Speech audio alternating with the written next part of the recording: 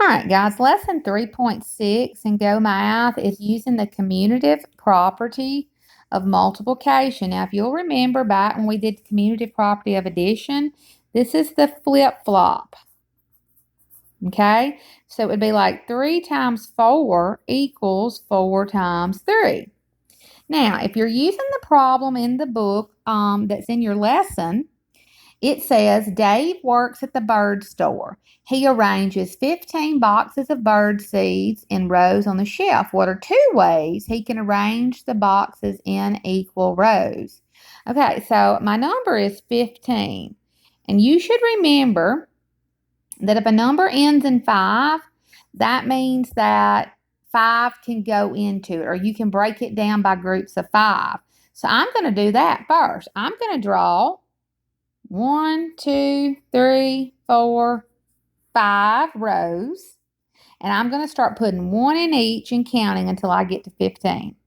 1, 2, 3, 4, 5, 6, 7, 8, 9, 10, 11, 12, 13, 14, 15. Okay?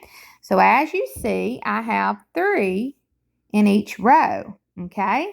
So one way I could do this is by saying 5 rows of 3.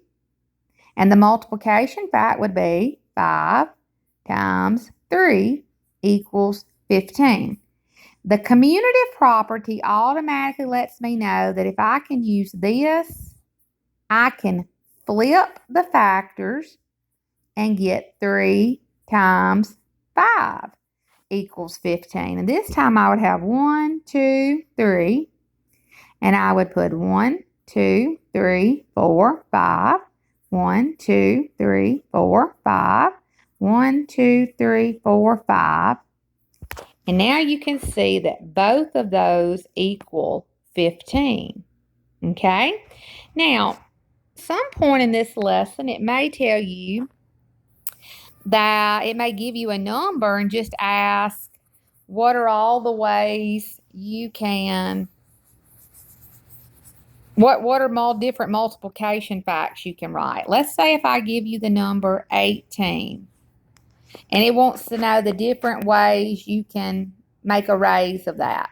Think about the numbers that multiply to equal 18. I always start with 1, because 1 times 18 is 18, because 1 times any number is 18. Is that number. Well, now you can flip-flop commutative. That means 18 times 1 equals 18. So we've done the 1, now I'll go to 2. Can I count by 2s to get to 18? Yes. 2 times 9 equals 18. I can do the commutative. That means 9 times 2 is 18. So now I would go to 3. If I count by 3s, 3, 6, I know that 3 times 6 is 18. Therefore, 6 times 3 is 18.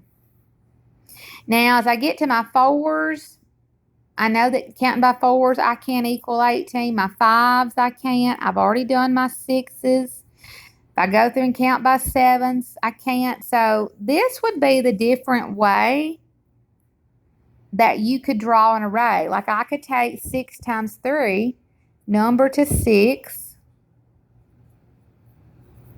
and put 3 in each.